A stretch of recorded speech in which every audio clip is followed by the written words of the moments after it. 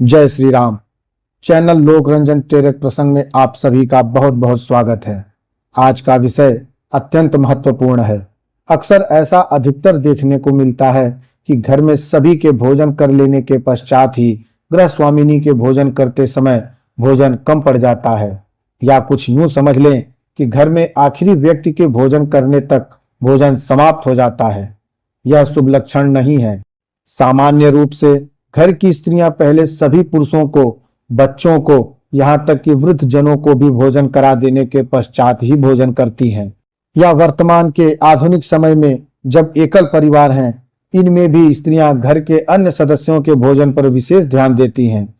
वे भले ही स्वयं कम खाएं, पर घर के अन्य सदस्य को कुछ भी कम न पड़े, इसका विशेष ध्यान रखती हैं।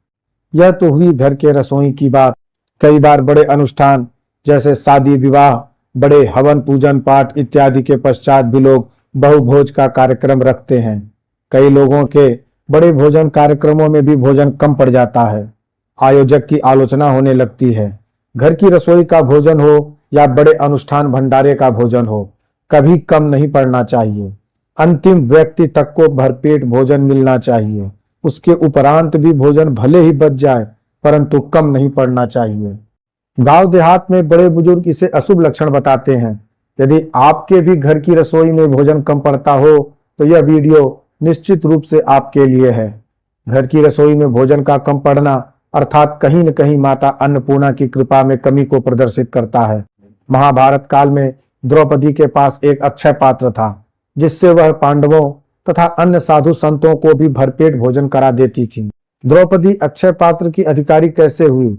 उन्हें यह अक्षय पात्र कैसे प्राप्त हुआ? आखिर द्रौपदी ने ऐसा कौन सा पुण्य कर्म किया था जिसके कारण उनकी रसोई से कभी भी कोई व्यक्ति भूखा नहीं गया? आज की यह वीडियो बहुत ही रोचक प्रसंगों से भरी है। इसके साथ साथ आप भी ऐसा कौन सा कार्य करें कि जिससे आपकी रसोई से भी कोई व्यक्ति कभी भूखा न जाए। इसके लिए वीडियो में बने रहिए, अंत तक वीडियो देखिए। निश्चित रूप से आप सभी को इस समस्या का समाधान मिलेगा। महर्षि वेद व्यास द्वारा रचित महाभारत में इसका संपूर्ण वर्णन तो है ही, इसके साथ साथ भगवान वेद व्यास जी ने भविष्य पुराण में भी इसका विधिवत वर्णन किया है। हस्तिनापुर के कौरव सभा में धर्मराज युधिष्ठिर के जुए में सर्वस्व हार जाने के पश्चात जब वन की ओर प्रस्थान किए, तब कुछ ब्राह्मण एवं प्रजागण भी उनके साथ चलने लगे। तब धर्मराज युधिष्ठिर ने सबसे प्रार्थना की कि हे पूज्य ब्राह्मणों एवं प्रजाजनों, आप सभी यहीं रुकें। वन में बहुत कष्ट है।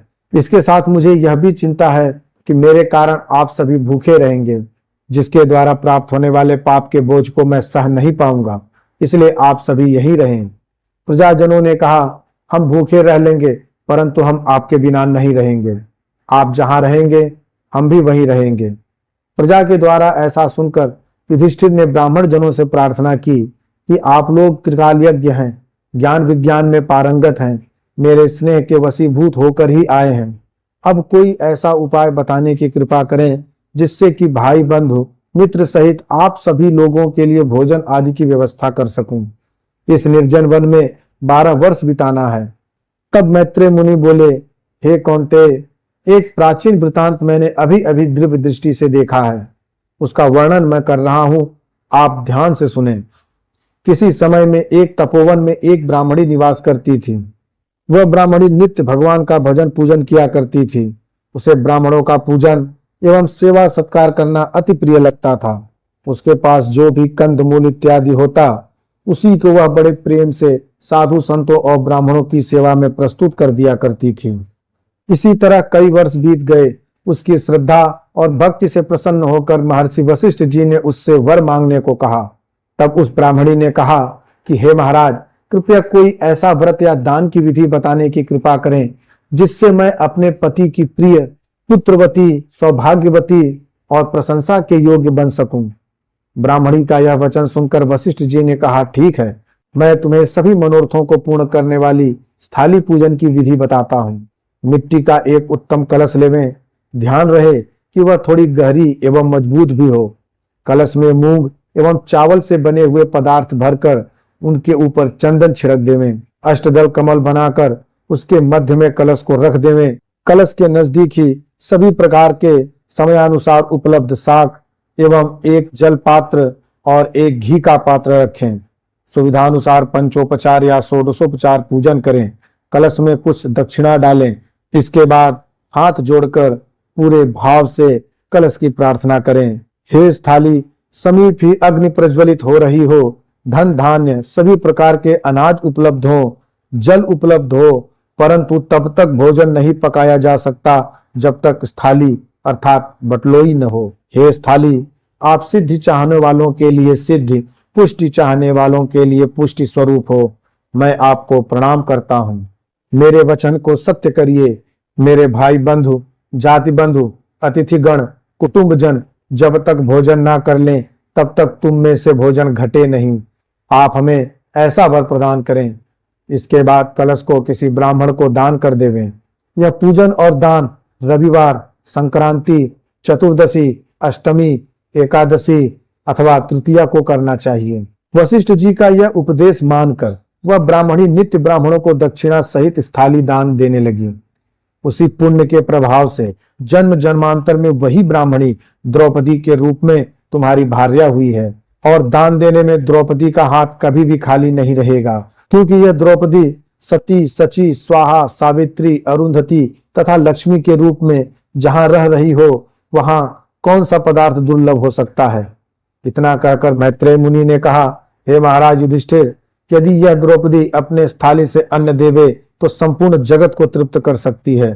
तभी पांडवों के पुरोहित मुनि धौम्य ने कहा कि हे धर्मराज, सभी जीवों के प्राणों की रक्षा करने वाले सूर्य ही हैं। भगवान सूर्य ही समस्त प्राणियों के पिता हैं। आप उन्हीं की शरण में जाओ। पुरोहित धौम्य ने सूर्य देव को प्रसन्न करने के लिए श्री सूर्य अष्टोत्तर शत नामात्मक स्तोत्र के जाप करने की प्रेरणा दी। धर्मराज युधिष्ठिर के विधि पूर्वक जप करने से सूर्य देवता प्रसन्न हुए और द्रौपदी के पुनर्जन्म के स्थाली दान से प्राप्त पुण्य के प्रभाव से उन्हें एक तांबे की स्थाली अर्थात बटलोई दी और कहा कि इस अक्षय पात्र से फल, मूल, शाक और भोजन करने योग्य पदार्थ ये सामग्री तब तक समाप्त नहीं होगी जब तक स्वयं द्रौपदी भोजन ना कर ले। आप सभी को 12 वर्षों तक इसी से भोजन प्राप्त होगा। इसके बाद द्रौपदी ने चूल्हे पर बटलोई रखकर भोजन तैयार किया।